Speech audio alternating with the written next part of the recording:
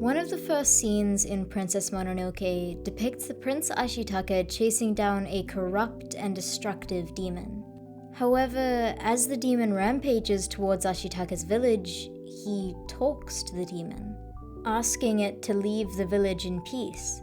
Ashitaka has no interest in fighting, nor does he believe that there's any honor to harming a demon. It is only when he realizes that he is unable to communicate with the demon that Ashitaka buries an arrow in the creature's eye. After it is injured, the demon reveals itself as a cursed boar, riddled with hatred. The dying boar speaks with writhing worms that represent its curse fading away. He promises that humans will suffer as he has, a sentence that, although blinded by hatred, is met with understanding by Ashitaka. The reason I mention this scene is because the Ghibli film Princess Mononoke shows a very specific way of portraying this conflict. Hayao Miyazaki, the director of some of arguably the greatest Ghibli films put to screen, in particular shows a great belief that conflict is not necessarily a blind hatred of one another, but misunderstandings which, when turned violent or angry, are not heroic or awesome. Thus, the only quote-unquote heroic way to effectively win a war is through other methods, which he depicts in his films time and time again. There's a demon inside of you. It's inside both of you.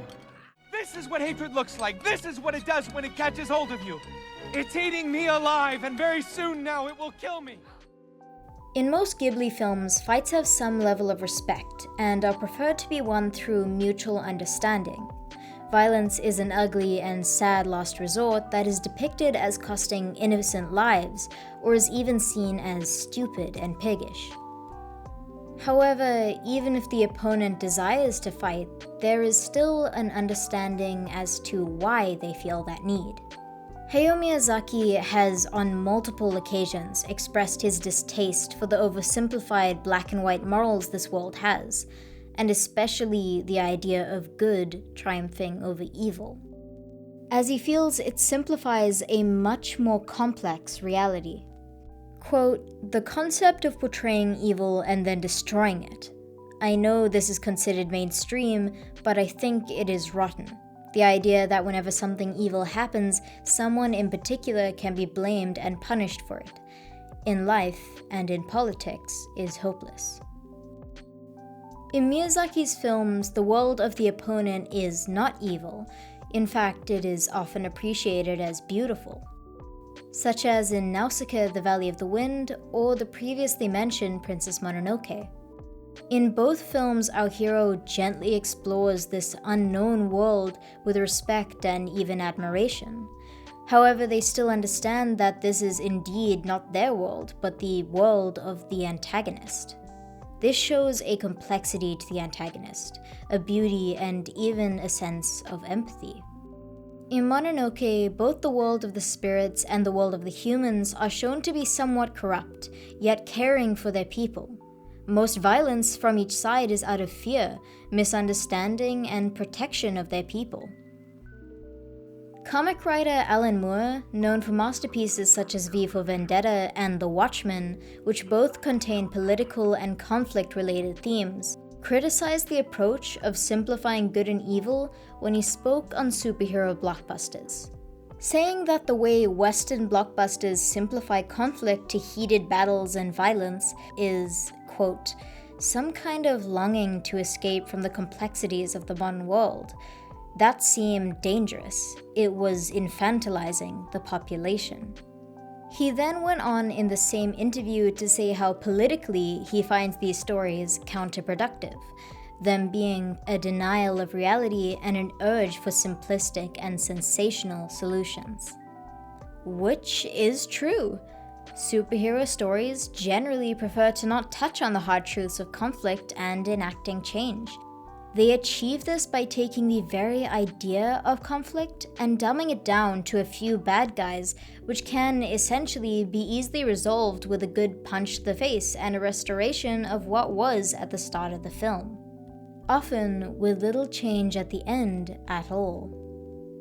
This is approached very differently in Ghibli films. If a character in Ghibli films sees attacking as necessary, it is shown with empathy and a certain level of understanding of their reasoning, yet never heroism, such as when Fujimoto from Ponyo disagrees with his daughter's desire to be human, so he attempts to take forceful action at first. Though not heroic, this is not evil either, simply misguided. Similarly, Lady Eboshi from Princess Mononoke destroys forests and kills spirits for the sake of protecting and building an ever-advancing life for her people. Yet again, despite how much she seems to want to destroy the forest, she is still able to understand the flaws in her plans. Even if she does go through with them, this still is not evil. What seems to really be the true evil in Ghibli films is not when somebody goes against the hero, but somebody who craves violent solutions with no understanding of anyone besides themselves, and ultimately a refusal to communicate. In Laputa: The Castle in the Sky, our antagonist not only destroys Laputa, but he desires to. And unlike Lady Eboshi or the people in Nausicaa, he desires this violence to protect himself, not for the sake of protecting anything else. As for our heroes, Ghibli avoids flight or fight. Instead, they try and find a third option. This is called a third-way conflict resolution. Often in these third options, they involve a compromise that is met through both the antagonistic and protagonistic side, understanding each other in some way. Often in these storytelling situations, the audience is rooting for neither side, or can at least understand the beliefs of each side, which is in all of these examples. However, there are definitely exceptions to this, when the opponent is entirely unable to be rooted for or empathized with.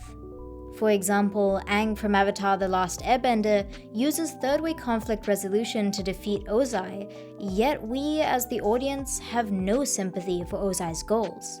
We just know that Aang would never run away, but Aang would never kill anyone. It simply meets with his nature to use third-way conflict resolution.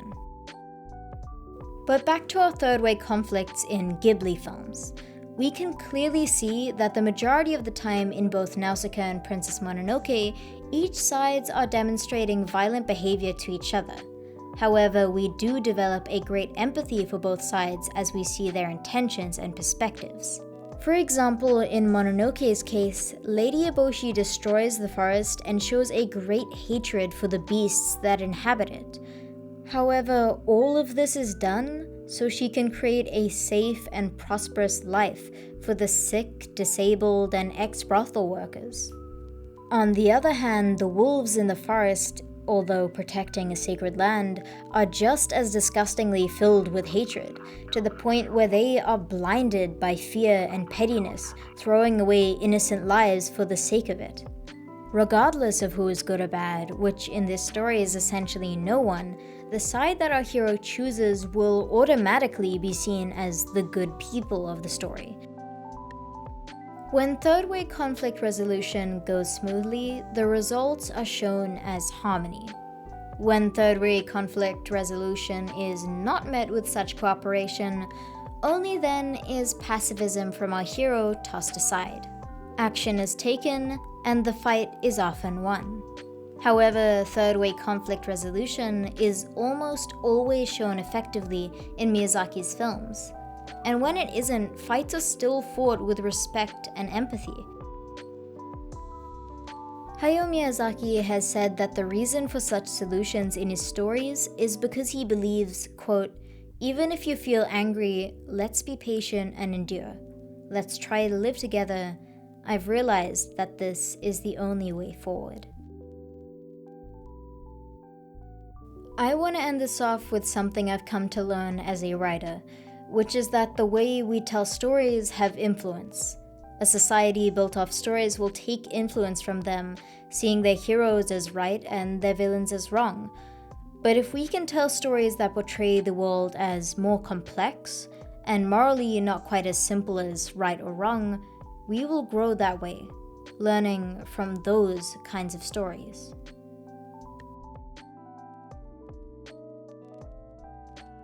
If you have any ideas for future videos, please let me know. And you can support me by subscribing, visiting my Instagram page to see my other content, or my Twitter for video updates. Thank you for watching.